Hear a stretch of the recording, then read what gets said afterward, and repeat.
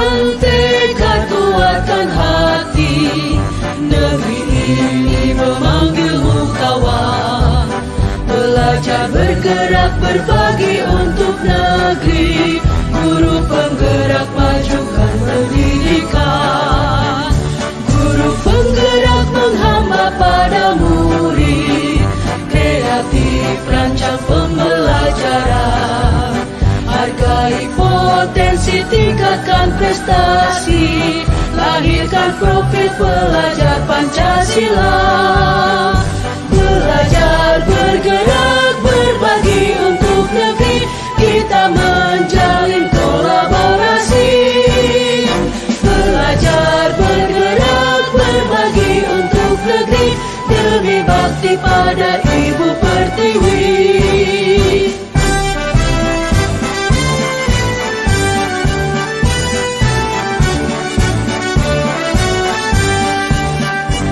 Bulatkan tekad kuatkan hati, negeri ini memanggilmu kawan. Belajar bergerak berbagi untuk negeri, guru penggerak majukan pendidikan. Guru penggerak menghamba pada murid, kreatif rancang pembelajaran. Hargai potensi, tingkatkan prestasi, lahirkan profil pelajar Pancasila. Belajar bergerak berbagi untuk negeri, kita menjalin kolaborasi. Belajar bergerak berbagi untuk negeri, demi bakti pada Ibu Pertiwi. Belajar bergerak berbagi untuk negeri, kita menjalin kolaborasi. Belajar bergerak berbagi untuk negeri.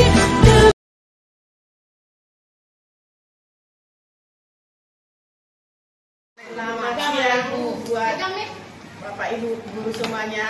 Siang Bu. Waktunya sebentar karena pada saat ini ada sebentar kegiatan dari Ibu Rolia, yaitu untuk menyampaikan budaya positif yang perlu kita kembangkan di sekolah kita ini. Jadi supaya kita lebih memahaminya, kita berikan waktu dan tempat, kesempatan yang baik untuk Ibu Rolia untuk memaparkannya. Terima kasih. Ibu-ibu, terima kasih atas kesempatan waktunya yang boleh berkumpul bersama. Di sini saya mengikuti guru penggerak angkatan 10 dan di sini sebagai tugas TGT mempresentasikan atau menyampaikan tentang diseminasi budaya positif di lingkungan sekolah kita ini. Nah, yang pertama saya ingin memaparkan tentang yang pertama perubahan paradigma belajar. Nah, bagaimana pemaparannya, pelaksanaannya di sekolah tentang perubahan paradigma belajar. Yang kedua, tentang disiplin positif. Dan yang ketiga, motivasi perilaku manusia. Dan yang keempat, kebutuhan dasar manusia. Yang kelima, posisi kontrol restitusi. Yang keenam, keyakinan kelas. Dan yang ketujuh, segitiga restitusi. Nah, yang pertama, saya buat pertanyaan pemantik dulu. Apakah kita setuju atau tidak? Nah, yang pertama, hukuman dapat mendisiplinkan anak. Apakah kita setuju atau tidak? Setuju. Nah, ada lagi pendapat ibu-ibu? Setuju. Oke. Yang kedua, apakah kita setuju apa tidak pemberian hukuman dengan hal positif seperti membaca atau membersihkan halaman sekolah dapat meningkatkan disiplin anak? Setuju. Oke, yang ketiga, apakah kita setuju apa tidak memberi penghargaan dapat meningkatkan motivasi belajar anak? Oke, setuju. Nah, kita akan lihat bagaimana perubahannya. Yang pertama, perubahan paradigma.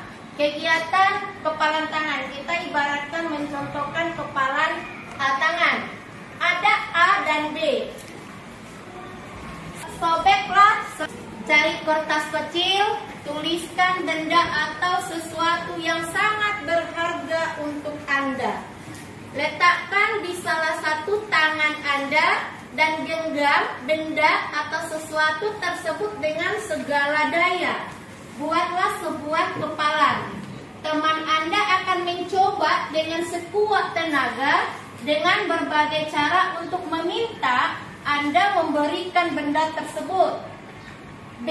Bisa membujuk, mengancam, menghardik, merayu, menyuap, apa saja agar dapat membuka kepalan tangan Anda. Nah, bagaimana dengan kita kalau ada kertas yang berharga di tangan kita?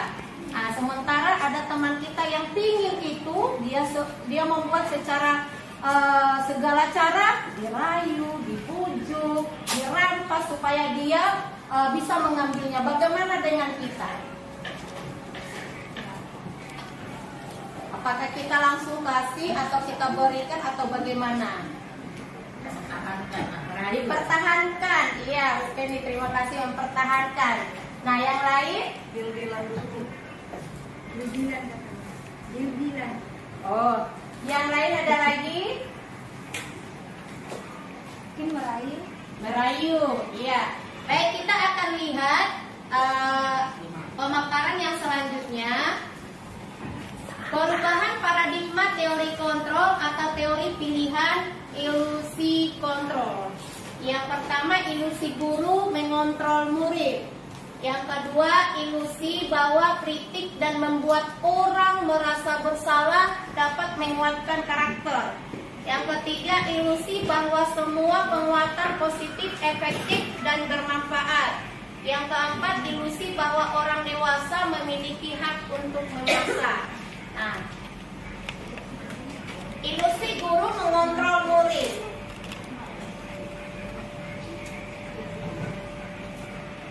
Pada dasarnya, kita dapat memaksa murid untuk berbuat sesuatu jikalau murid tersebut memilih untuk tidak melakukannya. Walaupun tampaknya guru sedang mengontrol perilaku murid, hal demikian terjadi karena murid sedang mengizinkan dirinya dikontrol. Saat itu, bentuk kontrol guru menjadi kebutuhan dasar yang dipilih murid tersebut. Ini teori kontrol menyatakan. Penguatan positif atau bujukan adalah bentuk-bentuk kontrol. Segala usaha untuk mempengaruhi murid agar mengulangi suatu perilaku tertentu adalah suatu usaha untuk mengontrol murid tersebut.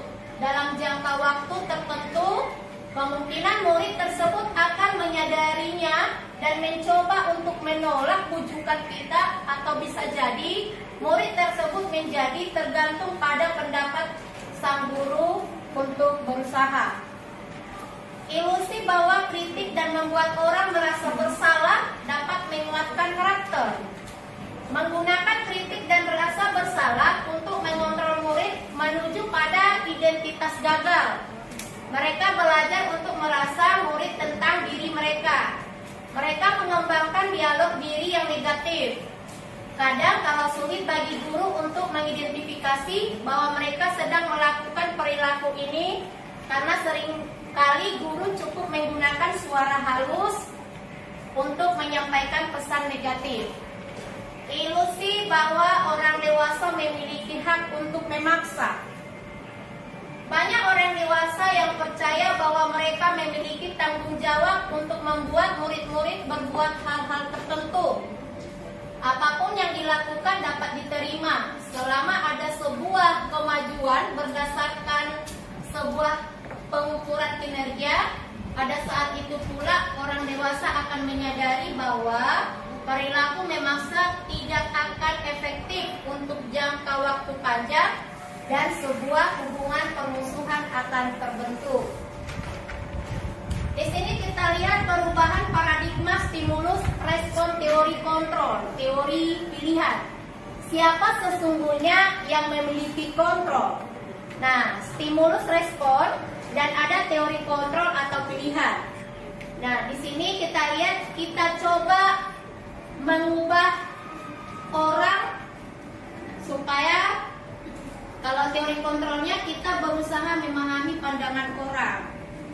Nah, berpandangan sama dengan kita. Teori kontrol lain tentang dunia. Stimulus respon, orang lain bisa mengontrol saya. Teori kontrolnya, Anda tidak bisa mengontrol orang lain. Stimulus respon pemaksaan ada pada saat bujukan gagal. Teori kontrol, kolaborasi dan konsensus menciptakan pilihan-pilihan baru. Nah, model berpikir menang atau kalah. Teori kontrolnya model berpikir menang. Kita coba akan lihat disiplin positif dan nilai-nilai kebajikan universal. Disiplin itu apa? Nah, kalau kita lihat di sini disiplin diri membuat orang menggali potensinya menuju sebuah tujuan apa yang dia hargai. Namun dalam budaya kita, makna kata disiplin telah berubah menjadi suatu yang dilakukan seseorang pada orang lain untuk mendapatkan kepatuhan. Kecenderungan umum adalah menghubungkan kata disiplin dengan ketidaknyamanan, bukan dengan apa yang kita hargai atau pencapaian suatu tujuan mulia. Kita lihat nilai-nilai kebajikan universal. Apa saja yang termasuk ke dalam nilai-nilai kebajikan universal? Nilai-nilai kebajikan adalah sifat-sifat positif manusia yang merupakan tujuan mulia yang ingin dicapai setiap individu. Nilai-nilai tersebut bersifat universal dan lintas bahasa, suku bangsa, agama maupun latar belakang. Nilai-nilai kebajikan yang ingin dicapai oleh setiap anak Indonesia kita kenal dengan profil pelajar Pancasila. Nah, isi dari profil pelajar Pancasila yang pertama, beriman, bertakwa kepada Tuhan Yang Maha Esa dan berakhlak mulia. Yang kedua ada mandiri, yang ketiga bernalar kritis, yang keempat berkebinekaan global, bergotong royong, kreatif. Motivasi hukuman dan penghargaan restitusi. Yang pertama, teori motivasi perilaku manusia. Ada 3. Yang pertama, motivasi eksternal, yaitu untuk menghindari ketidaknyamanan atau hukuman. Apa yang akan terjadi apabila saya tidak melakukannya. Yang kedua, motivasi eksternal, untuk mendapat imbalan dari orang lain atau institusi. Apa yang akan saya dapatkan apabila saya melakukannya? Yang ketiga, motivasi internal atau tujuan disiplin positif, untuk menghargai diri sendiri. Saya akan menjadi orang yang seperti apa apabila saya melakukannya. Nah, kita perhatikan dihukum oleh penghargaan, bahwa penghargaan berlaku sama dengan hukuman. Dalam arti meminta atau membujuk seseorang melakukan sesuatu untuk memenuhi suatu tujuan tertentu dari orang yang meminta atau membujuk. Dorongannya eksternal dan akan ada faktor ketergantungan. Beberapa dampak dari pemberian penghargaan. Yang pertama, pengaruh jangka pendek dan jangka panjang. Penghargaan menghukum, yaitu penghargaan mengurangi ketepatan, penghargaan tidak efektif, penghargaan merusak hubungan. Dihukum oleh penghargaan. Yang termasuk dihukum oleh penghargaan menurunkan kualitas.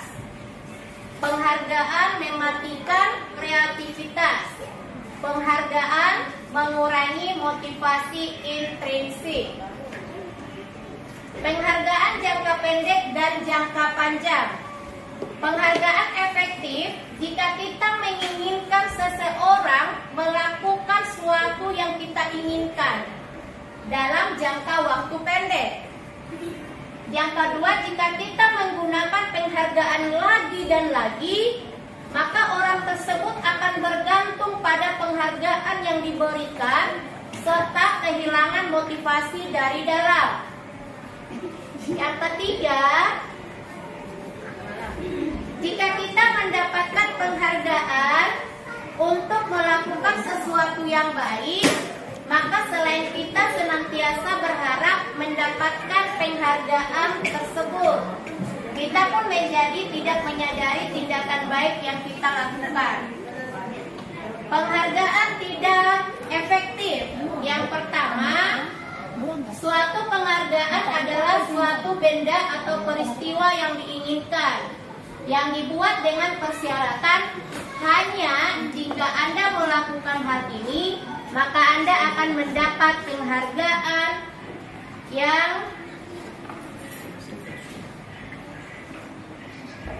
mengharapkan suatu penghargaan dan tidak mendapatkannya, maka saya akan kecewa.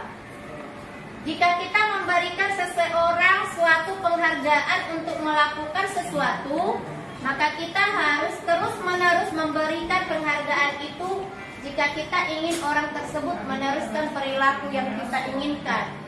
Orang yang berusaha berhenti merokok atau orang yang berusaha diet menguruskan badan, bila diberikan penghargaan hampir pasti tidak berhasil. Yang kedua, penghargaan merusak hubungan. Nah, yang termasuk ke dalam penghargaan merusak hubungan, yang pertama, ketika seorang diberi penghargaan atau dipuji di depan orang banyak, maka yang lain akan merasa iri dan sebagian dari mereka akan tidak menyukai orang yang diberikan penghargaan tersebut. Yang kedua,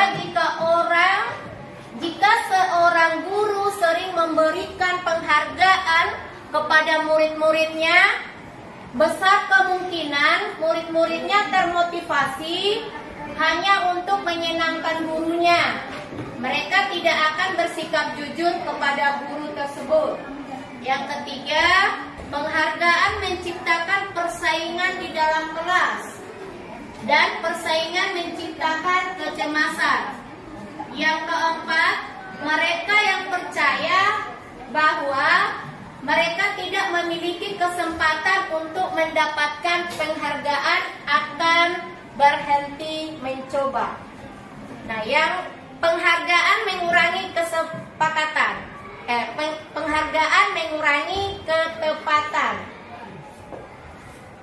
Dalam sebuah percobaan, sekelompok anak laki-laki berusia sekitar 9 tahun diminta untuk melihat gambar-gambar wajah yang ditampilkan di layar, dan mereka harus memberitahukan jika wajah-wajah tersebut sama atau berbeda, gambar tersebut hampir sama.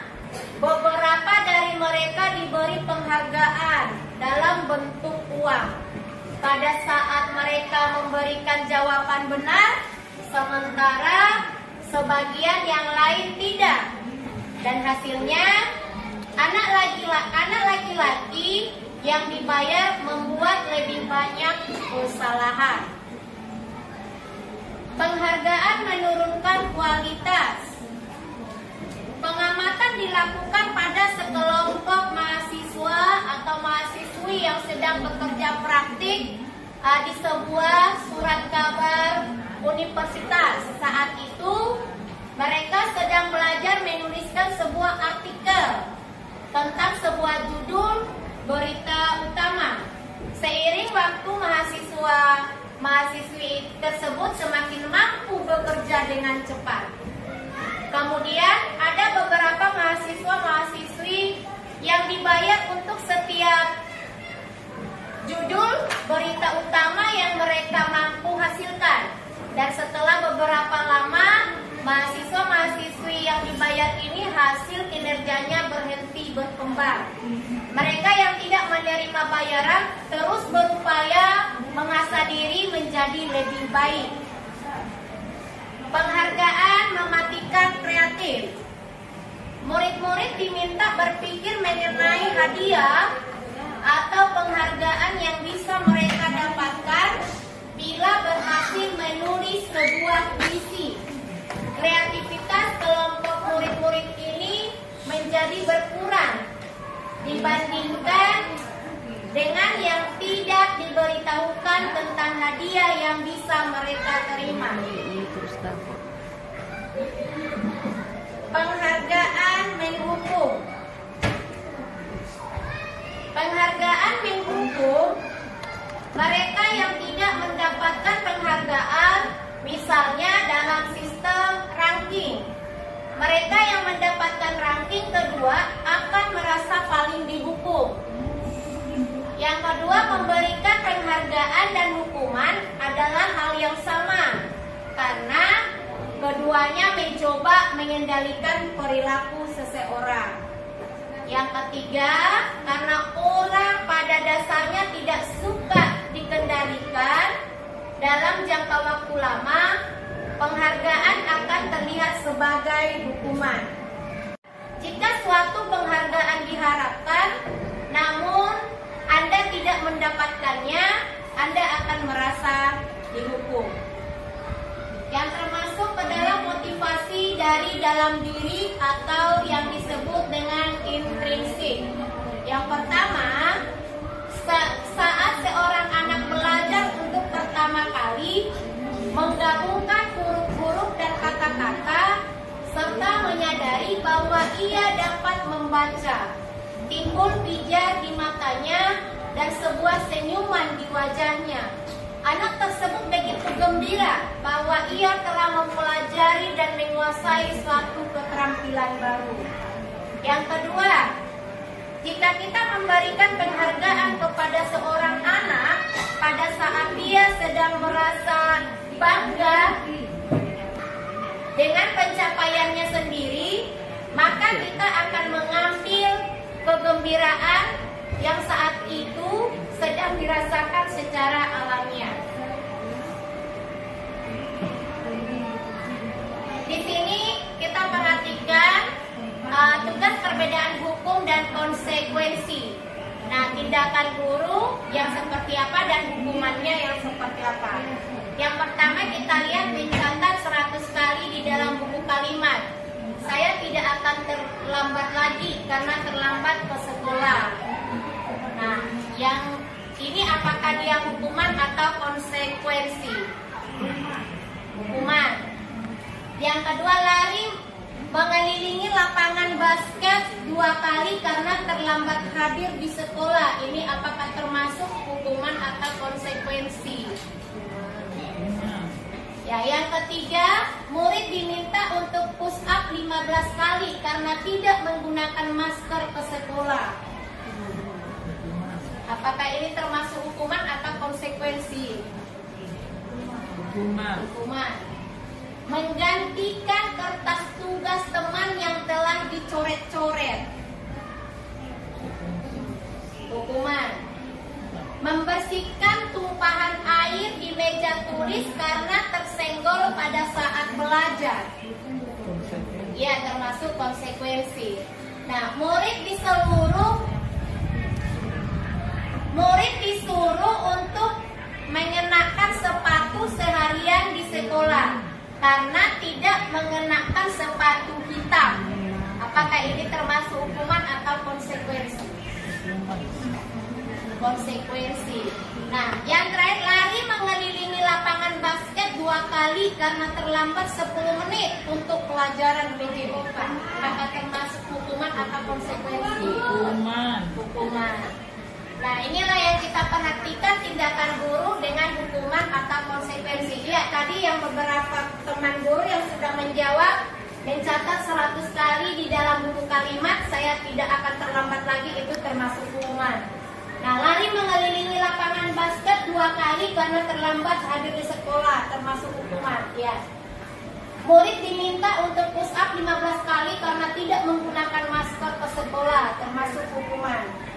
Menggantikan kertas tugas teman yang telah dicoret-coret, konsekuensi. Membersihkan tumpahan air di meja tulis karena tersenggol pada saat belajar. termasuk konsekuensi. Murid disuruh untuk tidak mengenakan sepatu seharian di sekolah karena tidak mengenakan sepatu hitam. Ya, termasuk hukuman. Lari mengelilingi lapangan basket 2 kali karena terlambat 10 menit untuk pelajaran PJOK, termasuk konsekuensi. Ya, berarti ibu-ibu guru sudah hebat. Yang berikutnya kita lihat di sini. Yang kita perhatikan di sini tentang identitas gagal. Identitas gagal itu termasuk salah satunya hukuman. Contoh hukuman, yang pertama sesuatu yang menyakitkan harus terjadi. Yang kedua tidak nyaman untuk murid atau anak untuk jangka waktu panjang. Yang ketiga korban mendapatkan keadilan. Yang keempat murid atau anak akan tersakiti. Yang kelima, perilaku pasif agresif meningkat. Yang keenam, sistem tidak akan berjalan bila murid tidak takut. Yang ketujuh, berlaku hanya pada sebuah institusi, tidak berlanjut pada kehidupan nyata. Dan identitas sukses, ada disiplin. Nah, disiplinnya yang pertama ada konsekuensi dan restitusi. Nah, yang termasuk ke dalam konsekuensi, sesuatu harus terjadi. Yang kedua, tidak nyaman untuk murid atau anak untuk jangka waktu pendek. Nah, yang ketiga, korban bisa diabaikan. Yang berikutnya, murid atau anak dibuat tidak nyaman. Penguatan hanya bertahan dalam jangka waktu pendek, memerlukan monitoring dan supervisi terus-menerus dari guru, membantu penerapan mengikuti peraturan dalam masyarakat. Yang termasuk ke dalam restitusi. Yang pertama, restitusi merupakan pilihan. Yang kedua, menguatkan untuk murid atau anak dalam jangka waktu panjang. Yang ketiga, korban mendapatkan ganti. Yang keempat, murid dan anak mendapatkan penguatan. Yang kelima, masalah terpecahkan. Yang keenam, murid belajar bertanggung jawab untuk perilakunya. Yang berikutnya, fokus pada pemecahan masalah dalam jangka waktu panjang. Sekarang ada kebutuhan dasar manusia. Kebutuhan dasar manusia ada 5. Yang pertama, bertahan hidup. Yang kedua, kasih sayang dan rasa diterima. Yang ketiga, penguasaan. Yang keempat, kebebasan. Yang kelima, kesenangan. Nah, kita lihat di sini kebutuhan bertahan hidup. Kebutuhan bertahan hidup adalah kebutuhan yang bersifat fisiologis untuk bertahan hidup, misalnya kesehatan, rumah, makanan. Yang kedua, kasih sayang dan rasa diterima atau kebutuhan untuk diterima. Kebutuhan untuk disayangi dan diterima meliputi kebutuhan akan hubungan dan koneksi sosial. Kebutuhan untuk memberi dan menerima kasih sayang, dan kebutuhan untuk merasa menjadi bagian dari suatu kelompok. Yang ketiga, penguasaan atau kebutuhan pengakuan atas kemampuan.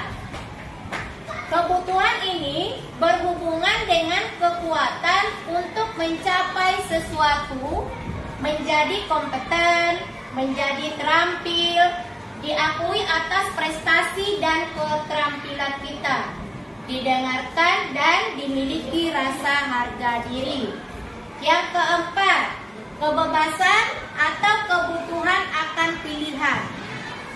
Kebutuhan untuk bebas adalah kebutuhan akan kemandirian, otonomi, memiliki pilihan dan mampu mengendalikan arah hidup seseorang. Yang kelima, kesenangan atau disebut dengan kebutuhan untuk merasa senang. Kebutuhan akan kesenangan adalah kebutuhan untuk mencari kesenangan, bermain, dan tertawa. Bayangkan hidup tanpa kenikmatan apapun, betapa menyedihkan. Belajar menghubungkan kebutuhan akan kesenangan dengan belajar. Di sini kita lihat ada 5 posisi kontrol. 5 posisi kontrol yang kita perhatikan. Nah, kita sebagai guru di sekolah memiliki 5 posisi kontrol. Yang pertama, penghukum. Yang kedua, pembuat rasa bersalah. Yang ketiga, sebagai teman. Yang keempat, pemantau. Yang kelima, sebagai manajer. Nah, jika kita seorang guru yang melakukan penghukum, nah, guru berbuat menghardik, menunjuk-nunjuk, menyakiti, menyindir. Nah, jika kita membuat rasa bersalah, contohnya berceramah dan mengatakan seharusnya ibu kecewa. Nah, jika kita seorang guru sebagai teman, nah, contohnya membuat alasan-alasan untuk muridnya. Nah, jika kita sebagai seorang guru pemantau, contohnya menghitung dan mengukur. Jika kita seorang guru sebagai manajer, mengajukan pertanyaan-pertanyaan. Nah, yang kedua, jika kita sebagai seorang guru penghukum, guru berkata, kalau kamu tidak melakukannya, awas ya, rasakan. Nah, jika kita sebagai guru pembuat rasa bersalah, guru berkata, kamu seharusnya, kamu sudah tahu, ibu lelah sekali mengatakannya. Ibu stres. Nah, jika kita sebagai guru, sebagai teman, guru berkata, ayolah, lakukan demi ibu. Masa kamu tidak mau? Nah, ingat, tidak ibu pernah bantu. Nah, jika kita sebagai guru pemantau, guru berkata, apa peraturannya? Jika kita sebagai guru seorang manajer, maka guru berkata, apa yang kita yakini, apa yang bisa kau kerjakan untuk memperbaiki masalah ini. Jika kita perhatikan di sini posisi kontrol sebagai penghukum. Guru berkata, kalau kamu tidak melakukannya, awas ya, rasakan. Nah, yang kedua, pembuat merasa bersalah. Guru berkata, kamu seharusnya, kamu sudah tahu. Ibu lelah sekali mengatakannya. Ibu stres. Nah, yang ketiga, kita sebagai guru, sebagai teman. Guru itu berkata, ayolah, lakukan demi ibu. Masa kamu tidak mau? Nah, ingat, tidak ibu pernah bantu. Yang keempat, jika kita seorang guru sebagai pemantau, maka guru itu berkata, apa peraturannya? Nah, yang kelima, jika kita seorang guru sebagai manajer, guru berkata, apa yang kita yakini, apa yang bisa kau kerjakan untuk memperbaiki masalah ini. Nah, jadi dari 5 posisi kontrol itu, di mana yang lebih enak kita ambil? Nah, kita mencontohkan diri kita seorang guru dari yang 5 ini, yang kita pilih itu sebagai yang mana? Apakah penghukum? Apakah membuat merasa bersalah? Apakah sebagai teman? Apakah sebagai pemantau? Atau sebagai manajer? Nah, yang sering kita lakukan itu di kelas kita adalah sebagai penghukum. Iya. Roya juga sering lakukan itu di kelas sebagai penghukum. Tapi setelah kita mempelajarinya tadi, kita lihat tadi yang lebih bagus itu kita seorang guru itu sebagai apa? Pemantau. Manajer. Iya, sebagai manajer, ya tergantung kita lihat ke situasi si anak. Nah, yang berikutnya, nah, kita lihat dulu, kita ibaratkan sebagai contoh. Nah, pertanyaan-pertanyaan yang bisa kita lihat, saya kecewa sekali dengan kamu. Nah, ini yang mengatakan siapa? Ini adalah pembuat orang yang merasa bersalah. Nah, pertanyaan yang kedua, kamu tidak pernah benar melakukannya. Siapa yang mengatakannya? Adalah penghukum. Berarti penghukum itu tadi siapa?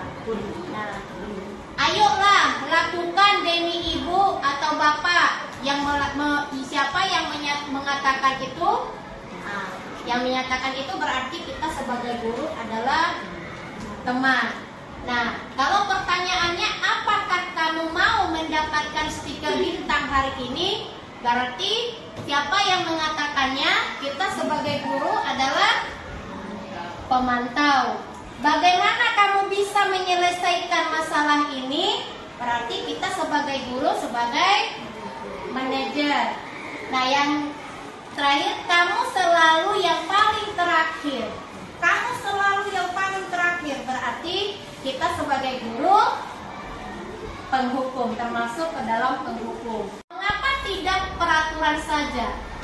Nah, ibu-ibu, selama ini kan kita selalu membuat peraturan kelas. Alangkah baiknya kita mengubahnya menjadi keyakinan kelas.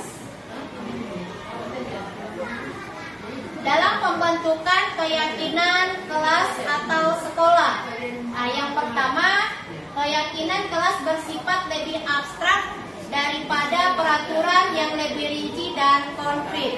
Yang kedua, keyakinan kelas berupa pertanyaan-pertanyaan universal. Yang ketiga, pernyataan keyakinan kelas senantiasa dibuat dalam bentuk positif. Yang keempat, keyakinan kelas hendaknya tidak terlalu banyak sehingga mudah diingat dan dipahami oleh semua warga kelas.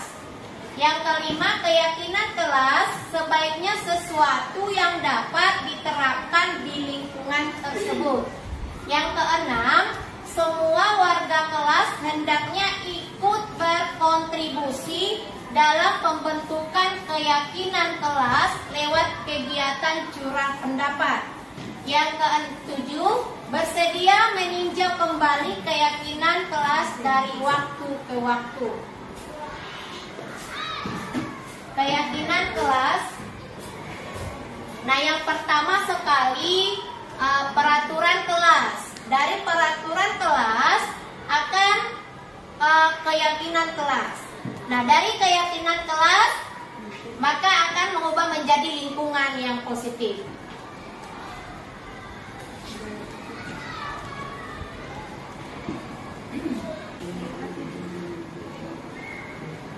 Yang termasuk ke dalam peraturan,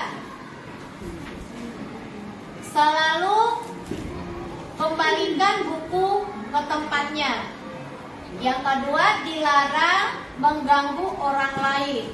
Yang ketiga, hadir di sekolah 15 menit sebelum pembelajaran dimulai. Yang keempat, dilarang melakukan kekerasan. Yang kelima, dilarang menggunakan narkoba. Yang keenam, bergantian atau menunggu giliran. Yang ketujuh, menggunakan masker.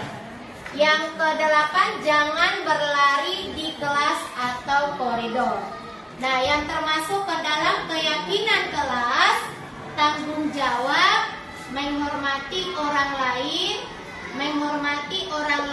berkomitmen, keselamatan, menghormati orang lain, kesehatan, menghormati orang lain atau bersabar, kesehatan, keselamatan.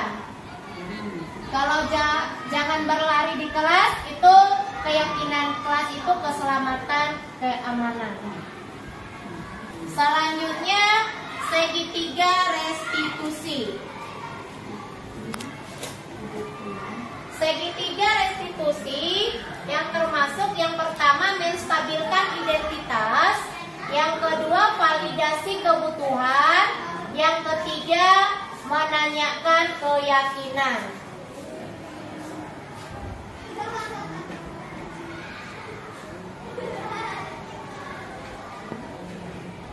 Apa itu restitusi?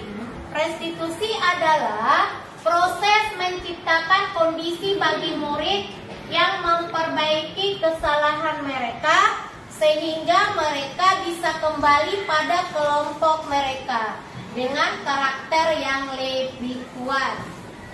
Ciri-ciri restitusi yang membedakannya dengan program disiplin lainnya. Yang pertama, bukan untuk menebus kesalahan, namun untuk belajar dari kesalahan.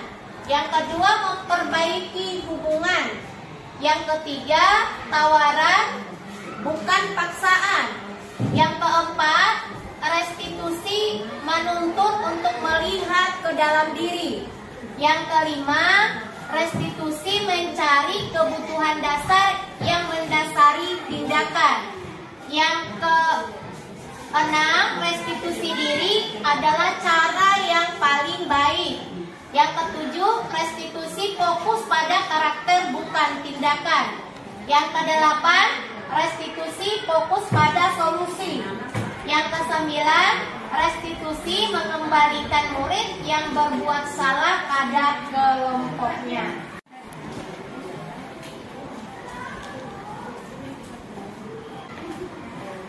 Nah, dari yang kita pelajari hari ini, yang saya sampaikan kesimpulannya, yang pertama, di dalam menerapkan disiplin positif, hendaknya guru dalam posisi among atau yang disebut dengan menuntun, sesuai dengan filosofi Ki Hajar Dewantara. Yang kedua, dalam menyelesaikan kasus murid yang berkaitan dengan pelanggaran disiplin positif, hendaknya menggunakan segitiga restitusi. Oke, ya, saya mau bertanya, apa yang dimaksud dengan restitusi itu? Oke. Ya, baik, terima kasih untuk pertanyaannya Bu Penny. Nah, restitusi itu adalah kita sebagai guru mampu menyelesaikan masalah anak yang ada sehingga dia bisa mengubah dirinya menjadi yang lebih baik.